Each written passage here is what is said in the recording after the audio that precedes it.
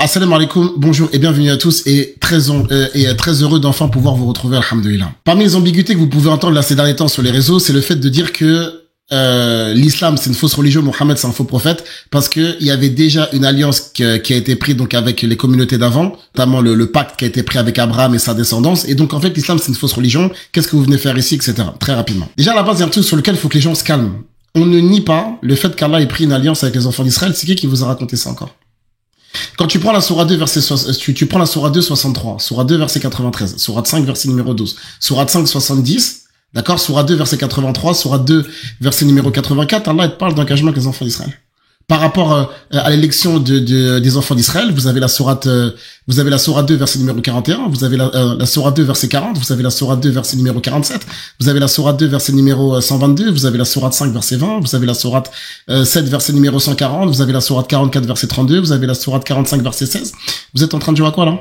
On nie pas, on nuance. Abraham, que la paix divine soit sur lui, il a une alliance, oui, bien évidemment. Allah Azza wa Jalla dans le Coran, il ne tarit pas d'éloge par rapport à Abraham, que la paix divine soit sur lui. Inni ja'iluka linnasi imama, wattakhadha Allahu Ibrahima khalila, thumma awhayna ilayka an ittabi' millata Ibrahima hanifa, millata abikum Ibrahim, wa laqad istafaynahu fid dunya, wa innahu fil akhirati lamina as-salihin, wa dhkur fil kitabi Ibrahim, innahu kana siddiqan nabiyya. Il y a aucun problème par rapport à ça. Ce que nous on dit, c'est que c'est pas parce que les personnes sont descendantes d'Abraham qu'automatiquement elles sont élues, non. Et ça de toute façon, fait dans le texte biblique, en fait c'est clair. Même si on regarde par exemple dans les évangiles, Jean-Baptiste, donc Yahya alayhi salatu wassalam, il va parler de Abraham, que la paix divine soit sur lui, notamment dans le texte de Matthieu chapitre numéro 3. Et Jésus aussi va en faire mention dans le texte de Matthieu chapitre numéro 8 quand il parle du paradis. L'histoire avec Lazare dans le texte de Luc chapitre numéro 16. Aussi dans le texte de Luc chapitre numéro 19 avec Zaché de mémoire. Et Jésus en fait il va en parler donc dans le célèbre chapitre numéro 8 de l'évangile selon Jean. Dans ce passage-là, Jésus il va mentionner quelque chose qui est crucial, capital. Dans le verset numéro 39, il dit « Si vous étiez enfant d'Abraham, vous feriez les œuvres d'Abraham. »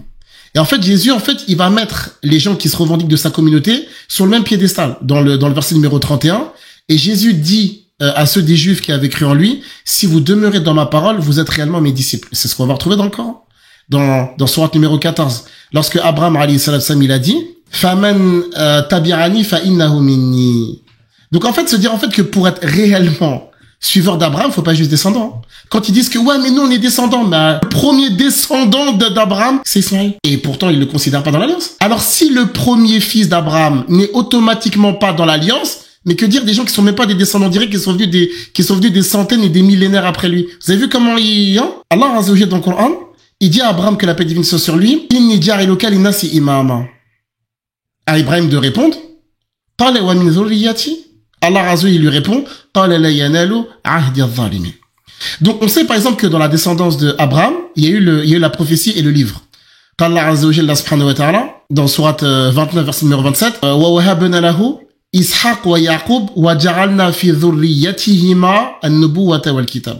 Wa ja'alna fi dhurriyyatihima an-nubuwwata wal kitab.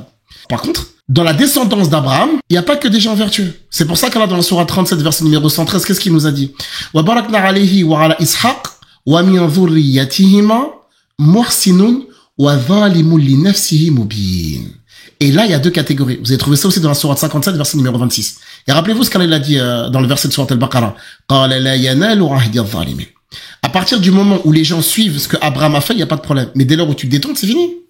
Et en fait, ça, en fait, les exemples comme ça, en fait, c'est même dans la religion, c'est simple. Tu prends par exemple Lot, que la paix divine soit sur lui, dans la Torah. Sa femme, elle était sanctionnée, pourtant c'est la femme d'un prophète. Et après, dans le Coran, Noé, que la paix divine soit sur lui, son fils, il a pas été épargné dans sourate 11. Sa femme non plus dans sourate 66. La même chose par rapport à Lot. Lot, alayhi salatu wassalam, dans sourate 66.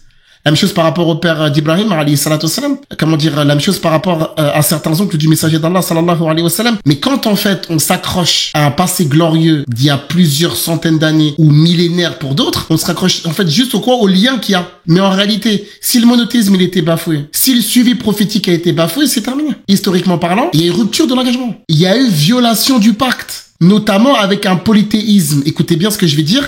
Un polythéisme ancré semé, propagé, défendu. Ça, c'est violation majeure du premier commandement. Et lorsque les gens ils vous disent que vous êtes arrivé comme ça, un petit peu comme un cheveu sur la soupe, faut faire super attention. Parce que ça, c'est une malhonnêteté religieuse et en plus historique, pour pas citer morale, ça c'est encore un autre sujet. À écouter certaines personnes, en fait, Mohammed sallallahu alayhi wa sallam, il est arrivé comme ça, en fait. Il s'est jamais rien passé, tout allait bien, tout le monde respectait les ordres, les commandements, la religion, les textes, les prophètes, et le messager d'Allah, il est venu pour venir perturber cette piété mondiale, tu vois ce que je veux dire? Mais quand tu regardes les textes religieux et même historiques, tu vois que c'était pas du tout comme ça à l'époque. C'est pour ça que le messager d'Allah, alayhi salatu wassalam, il est venu pour rétablir, d'accord, ce qui avait été perverti, et il est pas venu pour pervertir ce qui a été établi. J'espère que cette vidéo vous aura été utile, profitable et bénéfique. On se donne rendez-vous, Inch'Allah, pour les suivantes. Barakallahu fikum. Assalamu alaikum.